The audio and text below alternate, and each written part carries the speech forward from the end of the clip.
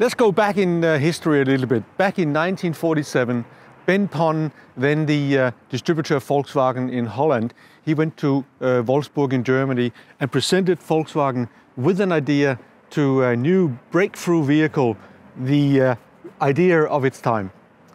This is the Volkswagen T1 called Type 2, and it was put into production in 1949, and they kept producing it until 1967, and a total of 1.8 million Bullis were made. Specifically about this car, this is built in 1966. It was handed over to the Swiss military and they used it for 25 years. It has a 50 horsepower engine, doesn't go very fast, but it is a fantastic, charming vehicle. It was then restored after 25 years of usage by the army, and it's been converted into a camper bus. And this is one of these fantastic vehicles in the summer when you see people driving them. They're going on vacation very slowly, but they're going to have a lot of fun with that. But let's move from the good old times and move to today's product. This is the new ID.Buzz that has its roots from the old T1, but is clearly a completely new generation of a vehicle. It has a motor in the rear, 204 horsepower.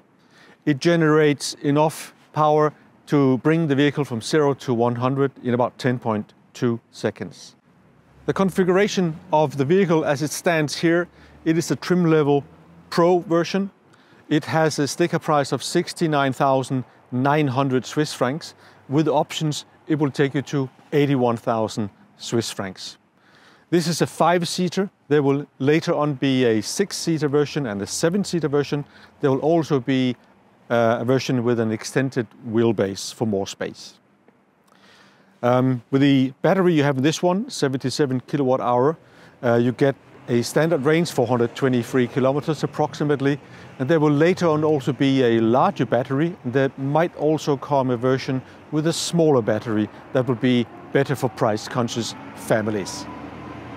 All in all, this car will be a really interesting alternative for those who would normally buy an SUV and instead they want something more fizzy, more colorful, and for sure this one is more colorful.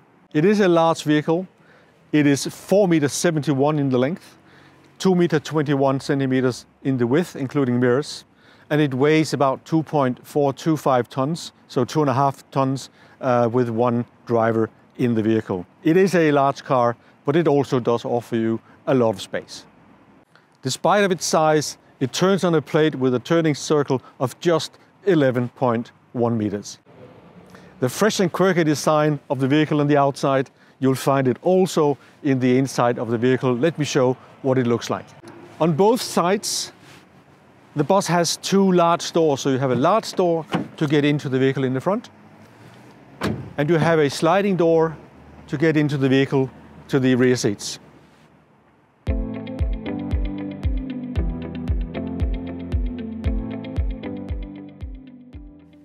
Inside the ID.Buzz, you will feel that there is a lot of air and a lot of space in the car.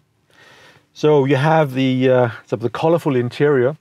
You can probably discuss between you and your family members if you like it or not. I think it's quite fresh. There is a lot of color matching that they have done. So you got yellowish, you got bright gray, dark gray, aluminium finish, and some plastic wood. But okay, this is a fun vehicle, so I think it's okay to spend some time and use colors. Let's move to the storage space in the vehicle. So you have plenty of space for bottles, even large bottles, of course. So the door pockets are quite big. You have plenty of space for small things, keys, for your mobile phone. You can put bottles in bottle holders, storage space here, and a glove box as well with a reasonable size. So I counted the number of USB-C plugs you can use. So you have in total, you've got 2 here in the front. You got 1 over there in the door, and each of the rear doors also each have a USB charging slot. A nice feature that Volkswagen has made for the Buzz is this storage unit in the middle between the two front seats. So you can take it out like this. So you have for your picnic, you can use this one as a bin.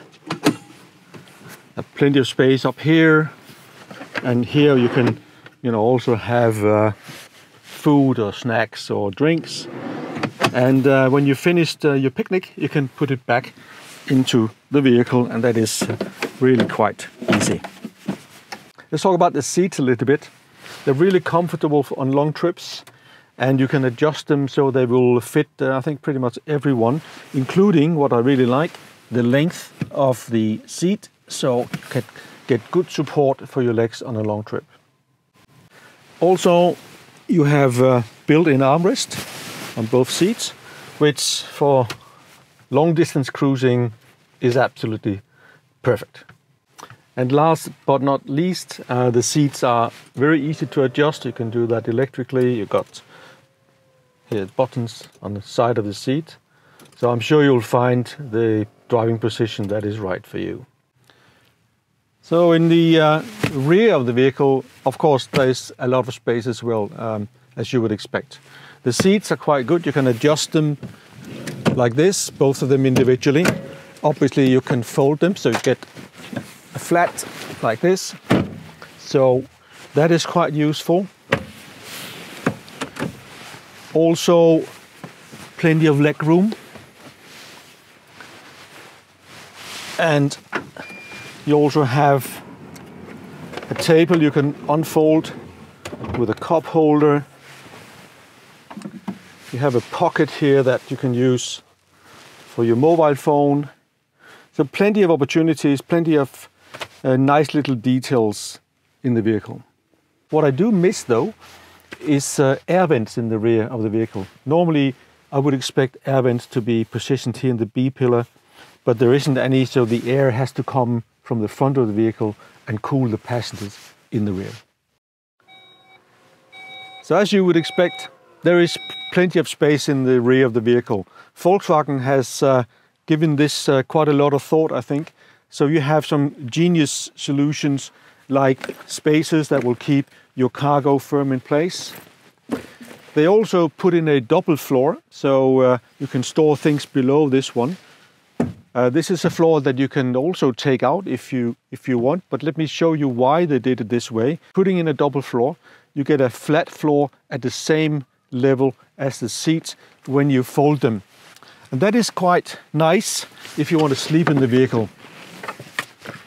Now, if you need more space for luggage or for sporting equipment, you can take this one out entirely.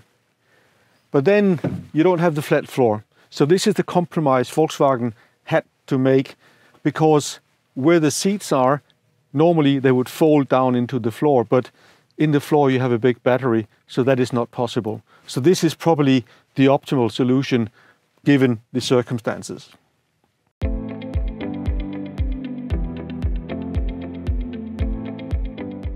Right, we stopped for charging. I took the car down to 12% battery charge, and now we're going to charge it to 80%, and we'll see how fast that will go. There is a menu. You can see how it is charging for the moment. It's not yet that interesting, so let's go out again. So you get this menu system where you have 8 options on each screen. So you have 2 screens plus the software.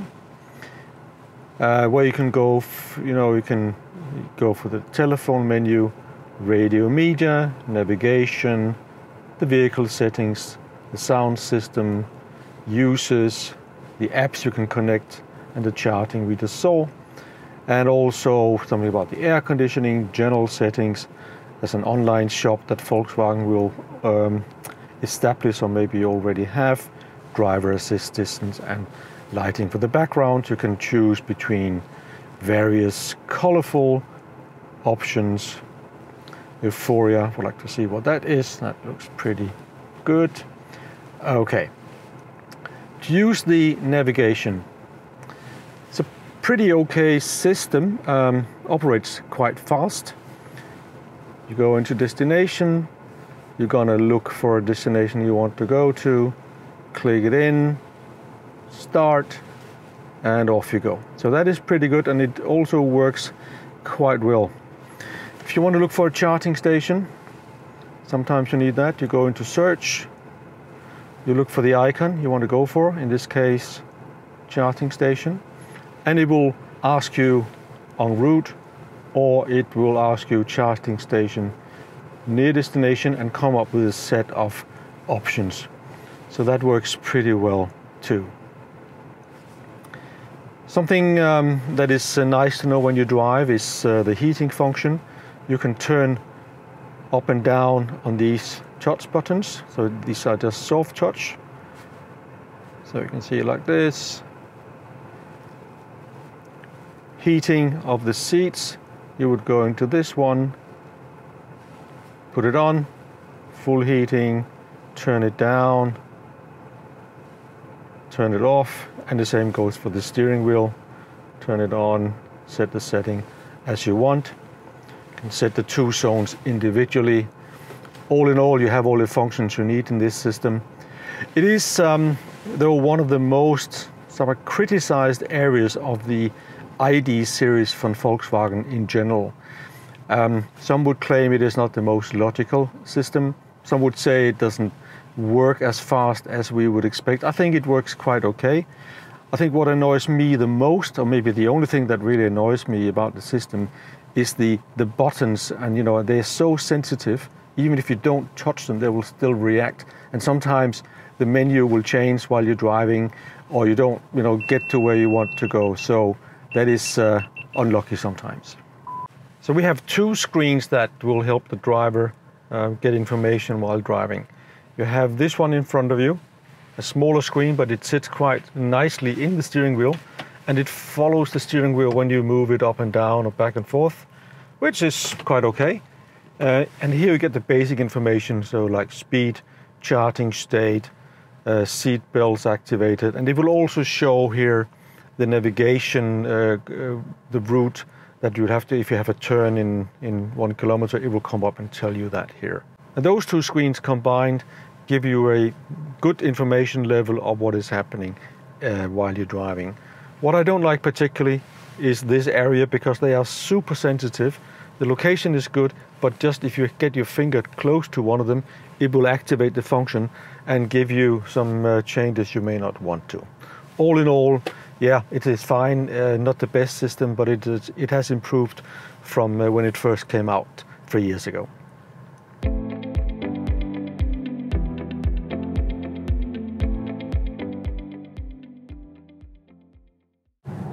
There are several ways you can get a car. You can, of course, buy the car outright. You can finance a car through a bank loan, buy it from the dealer outright. You can rent a car from a rental company. You can go into the leasing company and make a leasing on the vehicle. And there's also the new way of getting a car, which is a subscription model, where basically you rent a car for a longer period, up to 4 years, for instance, and the subscription company will provide you with a car with some more flexibility. This car I'm driving today is not a car that I have bought. It is a car that I have from a subscription car company called Carvolution. Carvolution will buy cars from dealers, and then they will look for customers who want to get access to the vehicle in a more flexible way, and that is what this subscription gives you. This Volkswagen ID.Buzz will cost you, as I have configured it, 1,169 Swiss francs per month. But this is over a 48 month period, and it's basically giving me 850 kilometers per month, so about 10,000 kilometers per year.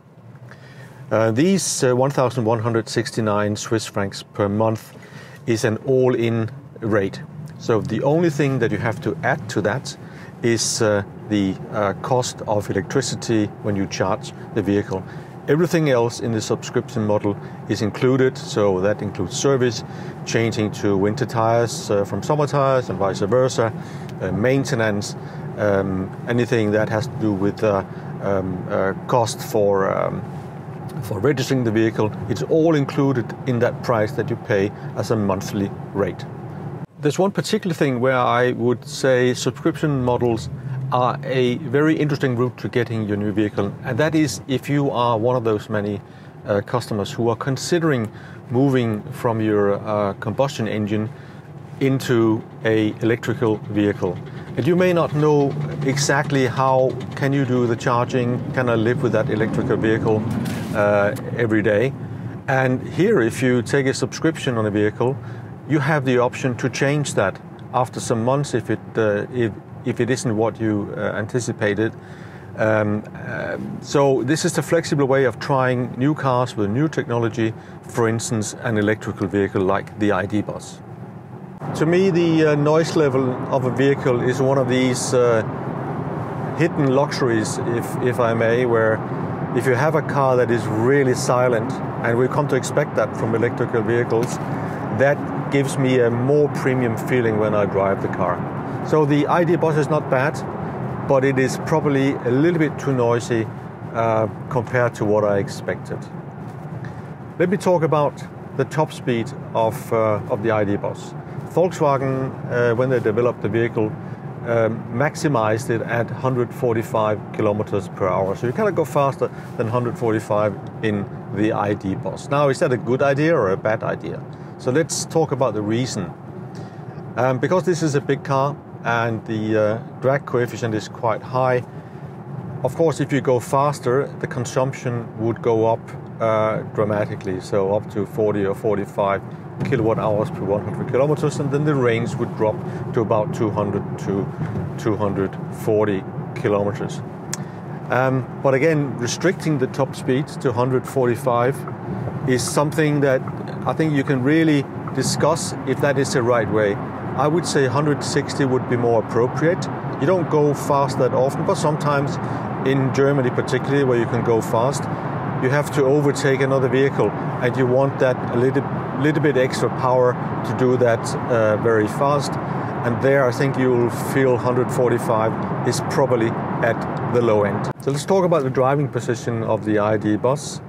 You have a lot of air in the cabin, you have a lot of glass areas, so it is a bright experience even on a cloudy day. And you're sitting a lot higher than the rest of the people around you in the other cars. And that, I would say, the driving position is one you can compare to that of a large SUV, say an Audi Q8 or a Range Rover, in terms of how high up you sit and how good the visibility is. The suspension of the ID.Buzz is on the softer side. It's nice to drive when you go on the motorway. It is really comfortable. On a twisty road, the car will move a little bit more than you probably would like, but this is also not what the ID.Buzz is designed to do. This is designed to do the shorter trips, of course, bringing kids to school, and is designed for longer trips when you go on a weekend or a holiday trip. Let's talk about the competitive set of the Volkswagen ID.Buzz.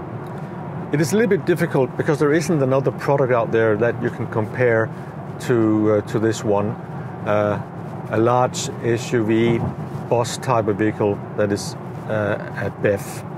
But I would say, of course, the Volkswagen T7, the Buzz as we know it from Volkswagen, is in the competitive set. And you can get that one as a plug-in hybrid, you can get it with a diesel engine or with a petrol engine. So that it would be on the list as a competitor.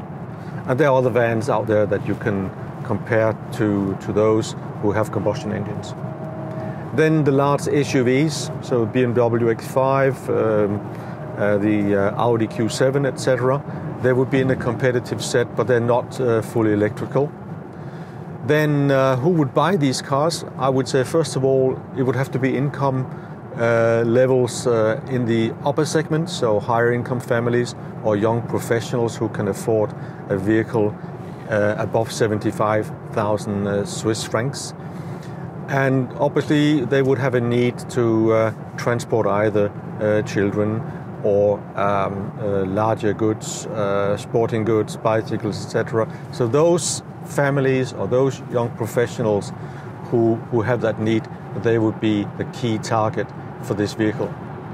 So in my opinion, most customers who buy an ID.Buzz will have more than one vehicle in their household, because I don't think you can live with the size of this vehicle every day if you live in cities, and most of us do live in or near cities where you have to find a parking for your car. But if you can live with the size of the vehicle, then this car will of course fulfill all your needs when you go on long trips and you need a lot of space for passengers or for cargo, and that's where, you know, the ID.Buzz is absolutely perfect.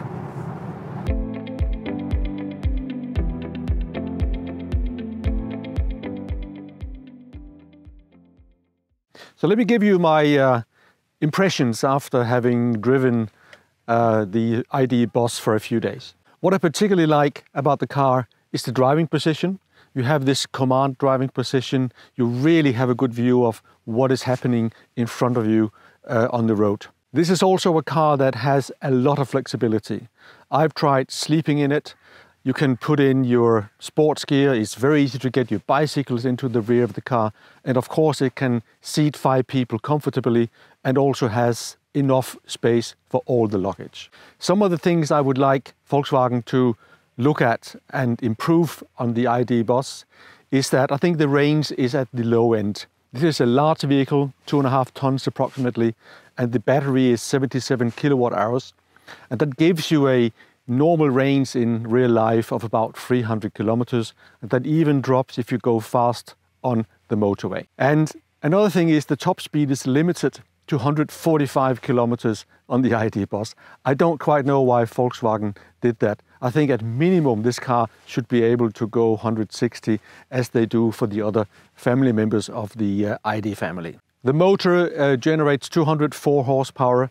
For a car of this size with the bulk of the vehicle, it is just a little bit less than I would want to have in this vehicle. I think it would be much better if they had the powertrain of the Q4 or the GTX in the ID series, that is 299 horsepower, because it is a little bit slow when you overtake on the motorway on a country road. But what I really like about the car is the fresh design, and you can still see the lines of the vehicle as it was in the original T1 from 1949 when Volkswagen first started producing the Bulli. So overall, I must say I really like the ID.Buzz. I think Volkswagen deserves praise for bringing this concept to the market as fast as they have done. And I think it will have a certain success in the marketplace, although not all customers will say this is the right vehicle for them. Let me give you the Mobility Insider final verdict on the ID.Buzz. I think it is a great car. I think it deserves a good rating, and I will give it 3 out of 4 stars. What would I like Volkswagen to improve? A few minor things that I'm sure they can. One is the range of the vehicle. The combination of the size and the battery size and the power does limit the car's electrical range. I think they can do better than that. I would personally like the vehicle to have a 4-wheel drive configuration, because for my needs going to the mountains in the winter, you would be better off with a 4-wheel drive. So that is the second thing. And I know that they are considering bringing a 4-wheel drive version as well. The in-car entertainment is still not up there with the best. I think Volkswagen can also do better on that. Last but not least, I would like to see Volkswagen bring out an ID.Buzz at a lower price point. I think particularly for families on a tighter budget, that would be necessary for them to consider this vehicle as the next one.